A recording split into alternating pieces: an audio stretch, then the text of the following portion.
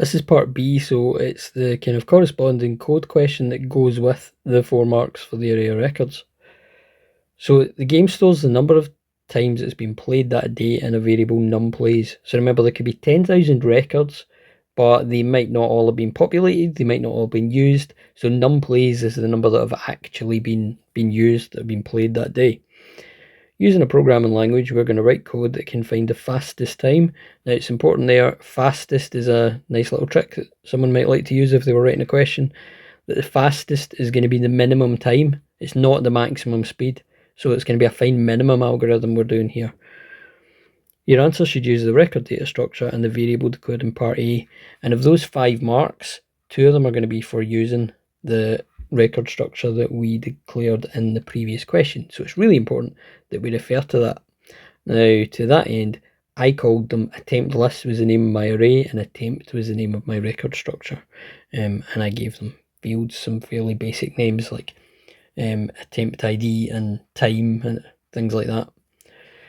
So first thing we're going to do in a find minimum algorithm is set whatever the minimum is. So if I initialize that value, I should probably just make it the first one in the list. There's no extra condition that means that the first one might not meet some sort of criteria like there was in, say, the 2023 area records question.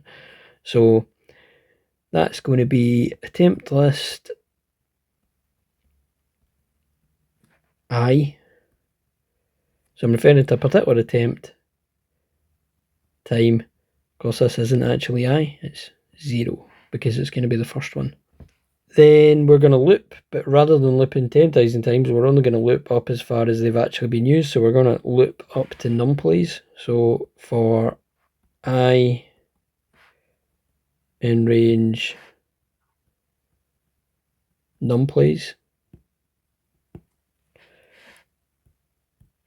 then we want to compare it. So if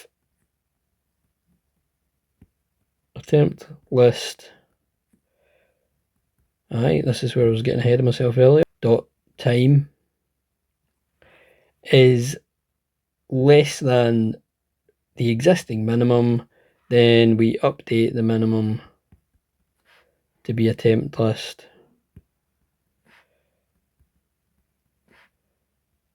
I dot time. It might seem like that's quite straightforward for 5 marks. It's only 4 lines of code.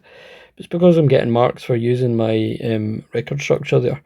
So the marks would be for initializing the fastest time, or I called it min. Then looping for up to num plays, or however many plays there have been that day. If the time for each one is less than the minimum, we update the minimum. And then I'm getting 2 marks just for using my record structure from the previous part of the question.